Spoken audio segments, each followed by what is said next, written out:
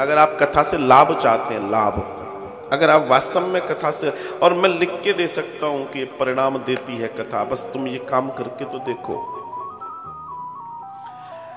7 दिन 9 दिन जितने दिन की कथा है उतने दिन एक ही स्थान पर, कम से कम वो स्थान वही हो जिस पर आप कल बैठे थे और फिर कल बैठोगे। या आपके पास जीवन में ध्यान रखना, जब भी कथा श्रवण कर रहे हो या करते हो या करने कहीं जाते हो, आसन पर बैठकर कथा श्रवण करें। आपके पास अपना आसन होना चाहिए।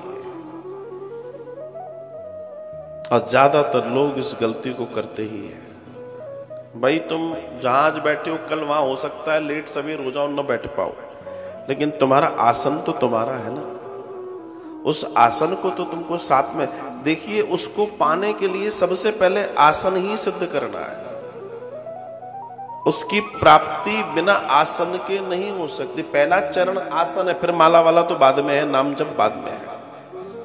पहले तो आसन सिद्ध कर लो। आपके पास जैसे जैसे हर एक व्यक्ति की कोई अपनी ड्यूटी होती है, उसकी ड्यूटी के उपकरण होता है। जैसे पुलिस वाले के पास आपको डंडा मिल जाएगा, पिस्टल मिल जाएगी, बिना उसके पुलिस वाला समझ में नहीं आएगा। ऐसे ही वैष्णव के पास, गोविंद के प्यारों के पास, उनके पर्स में, उनके बैग में, उनके थैले में अपना आसन जरूर होना चाहिए। पहला दर्शन है ये, आसन होना चाहिए, ध्यान रखना। आसन, तो आप जब कथा श्रवण कर रहे हैं तो आसन का ध्यान रखें। और दूसरा, उन 7 दिनों में या जितने दिन की कथा है, अनुशासन का ध्यान रखें, ब्रह्मचर्य का ध्यान रखें, हिंसा न हो इसका ध्यान रखें, संतुलित भोजन प्रसादी का ध्यान रखें, आपके द्वारा किसी का अहित न हो जाए इस बात का ध्यान रखें। मैं कथा श्रवण की विधि बता रहा हूं। अगर वास्तव में कथा से अपने जीवन के कल्याण के लिए आप तैयार हैं तो सुन लें इस बात को।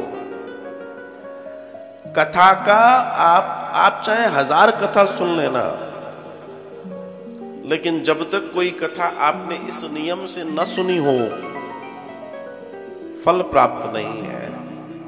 और इसमें सबसे मुख्य एक और है कि आप कथा व्यास के आने के पहले अपने स्थान को ले लें और जाने के बाद स्थान को छोड़े महाराज।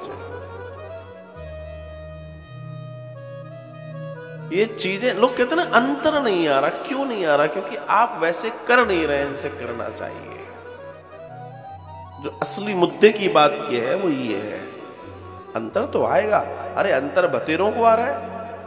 ऐसे बहुत सारे बहुसंख्यक लोग हैं जिन्हें अंतर मिल रहा है, लेकिन वो नियम का पालन नियम से कर रहे हैं, मनमौजी नहीं है,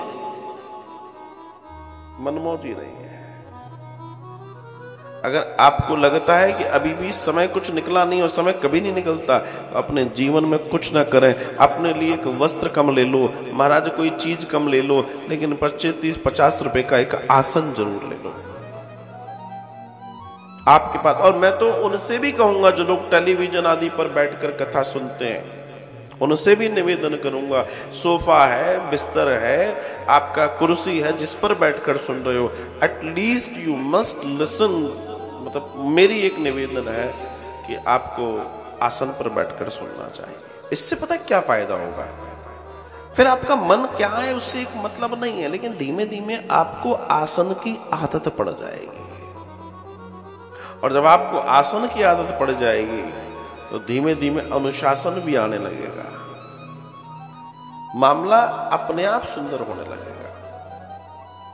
तो जब आप कथा में पहुंचे तो आपके बाद ही, मतलब आप अपने समय से 10 मिनट पहले पहुंचे। और ये नियम बताया गया है, कभी भी व्यासपीठ को पीठ नहीं दिखाई जाती। जाएं तो जाने के बाद जाएं। छोटी छोटी बातें जीवन बदल देती हैं। भोजन प्रसादी कथा श्रवण के समय पर ऐसी हो जैसे बिल्कुल हल्की। ध्यान रखें इस बात को। अगर हो सके तो भूमि पर शयन करें, बाकी सख्त चीज पर शयन करें। छोटी छोटी चीजों के साथ, छोटी छोटी चीजों के साथ अपने आप को जोड़िए। जब कथा श्रवण करने जा रहे हैं तो जो भी कथा है, आपके मन में आपके गुरु मंत्र का चलना परम आवश्यक है महाराज। आपको जो गुरु मंत्र मिला है वो निरंतर निरंतर निरंतर आपके अंदर चलता रहे। नहीं है तो भगवान का नाम चलता रहे, नाम जब चलता रहे, लेकिन चलता रहे, निरंतर चलता रहे। ध्यान रखें इस बात को। और फिर मैं आपसे कह दूं, ये चीजें तब हो पाती हैं जब आपके जीवन में कोई गुरु, कोई सदगुरु होता है। बिना उसके नहीं हो पाती, तब हो पाती है। तो अपने जीवन को बैलेंस करने की कोशिश करें।